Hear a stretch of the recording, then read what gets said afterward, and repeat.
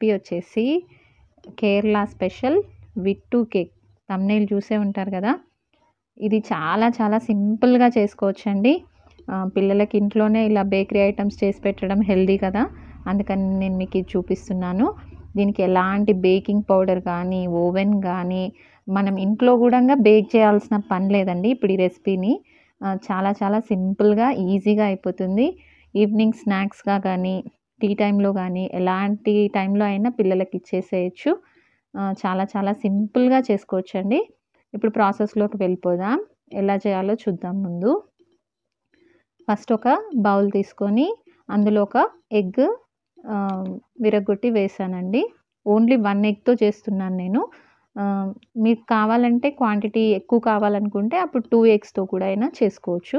నేను 1 ఎగ్‌తో చూపిస్తున్నాను. First half glass tea glass షుగర్‌లో కొద్దిగా ఇలాచీ వేసి అలా పౌడర్ చేసి పెట్టేసుకున్నానండి.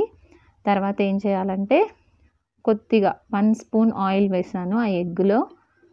తర్వాత ఇది బాగా బీట్ చేసుకోవాలండి. ఆయిల్, ఎగ్ మంచిగా మనకి బీట్ చేసుకోవాలి. ఆ 2 కలిసిపోవాలన్నమాట. తర్వాత కొద్ది కొద్దిగా మనము షుగర్ పౌడర్ యాడ్ చేస్తూ అది కూడా నీట్‌గా మనకి అందులో కలిసిపోయే మాదిరిగా కలుపుకోవాలి. ఉండలు లేకుండా చక్కగా మనకి క్రీమీ టెక్స్చర్ లాగా వచ్చేస్తుందన్నమాట. ఒక 2-3 మినిట్స్ పడుతుందండి మనకు మంచిగా చక్కెర అందులో కలిసిపోవడానికి. షుగర్ పౌడర్ చేసుకున్నాం కాబట్టి తొందరగా అందులో మిక్స్ అయిపోతుంది. నేను ఇది 1 ఎగ్‌తో చేస్తున్నాను కదండీ! హాఫ్ గ్లాస్ కన్నా కొద్దిగా ఎక్కువగా షుగర్ తీసుకున్నాను. ఆ షుగర్‌లోనే కొద్దిగా ఇలాచీ వేసి పౌడర్ చేసుకున్నాను. మీకు ఇష్టం లేదనుకుంటే ఇలాచీ పౌడర్ ఇప్పుడైనా యాడ్ చేసుకోవచ్చు.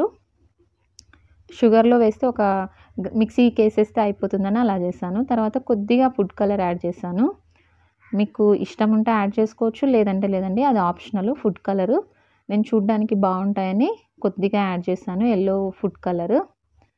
ఇప్పుడు ఇందులో మనం ఎగ్, కొద్దిగా ఆయిల్, తర్వాత ఫుడ్ కలరు, షుగరు అన్నీ వేసి కలుపుకున్నాను. మిక్స్చర్ అండి అది. తర్వాత ఇప్పుడు నేను మైదా ఫస్ట్ 1 గ్లాస్‌తో స్టార్ట్ చేశానండి. ఇదేంటంటే మనకి మొత్తం కలిపిన తర్వాత మనకొక చపాతీ పిండి మాదిరిగా వచ్చేసేయాలి. అంతవరకు కొద్ది కొద్దిగా మైదా యాడ్ చేస్తూ ఇలా కలుపుకోవాలి.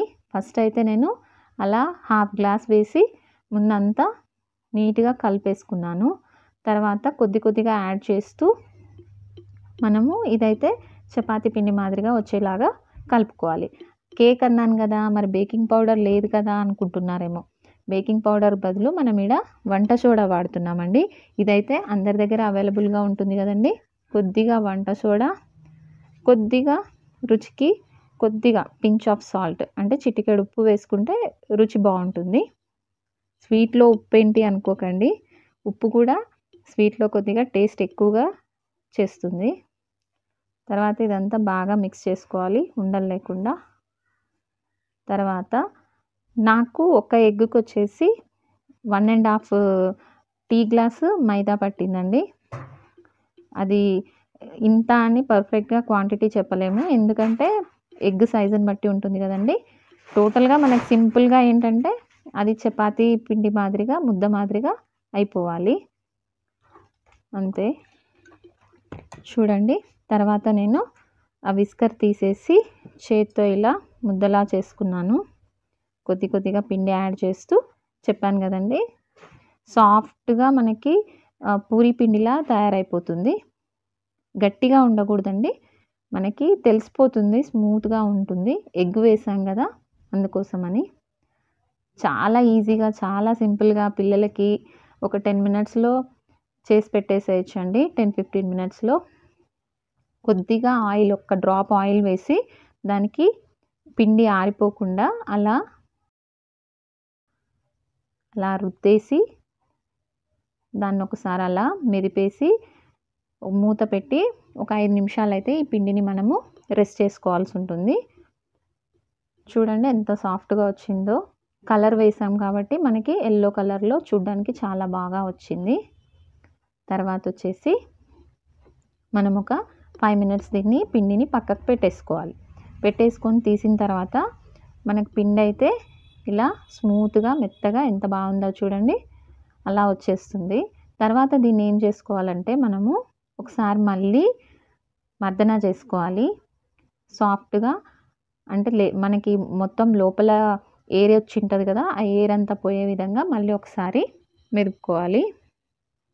అలా మెదుపుకున్న తర్వాత ఏం చేయాలంటే మన చాపింగ్ బోర్డ్ పైన దీన్ని మొత్తం మనం పూరి చేసేటప్పుడు కట్ చేసుకుంటాం కదండి, చిన్న చిన్న ఉండల మాదిరి అలా కట్ చేసుకోవాల్సి ఉంటుంది.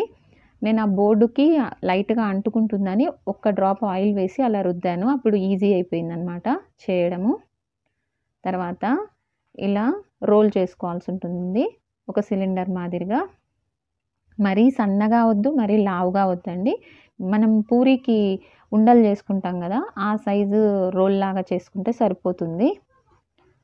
తర్వాత ఇలా షేప్ చేసుకున్న తర్వాత సైడ్స్ ట్రిమ్ చేసుకోవాలి. సైడ్స్ తీసేసానండి అలాగా. తర్వాత దీన్ని ఈక్వల్గా కట్ చేయాలన్నమాట, చిన్న చిన్న ఉండల్లాగా మనం పూరి సైజు పిండి లాగా కట్ చేసుకోవాల్సి ఉంటుంది. నాకు ఇది కట్ చేస్తే మొత్తం 7 పీసెస్ వచ్చాయండి. ట్రిమ్ చేసింది కాక మనకి మొత్తం 7 పీసెస్ వచ్చాయి. ముందుగా అయితే ఒక టీ గ్లాస్తో ఇలా 1 ఎగ్తో ఇలా ట్రై చేసి చూడండి, మీకు నచ్చితే ఎక్కువ చేసేసుకోవచ్చు.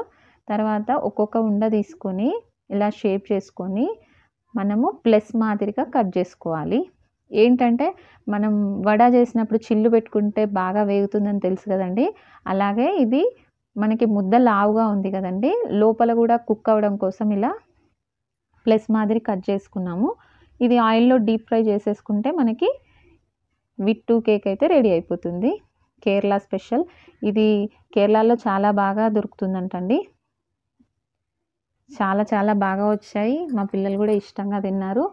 ఇది కంపల్సరీగా మీడియం హాట్ ఆయిల్లోనే వేయాలండి, ఎందుకంటే ఉండ పెద్దగా ఉంది కదండి, మనకి మంచిగా లోపల నుంచి కుక్ అవ్వాలంటే మరి హాట్ ఆయిల్లో అయితే వేయొద్దు, మీడియం హాట్ ఆయిల్లో మంచిగా వేయించేసుకోవాలి.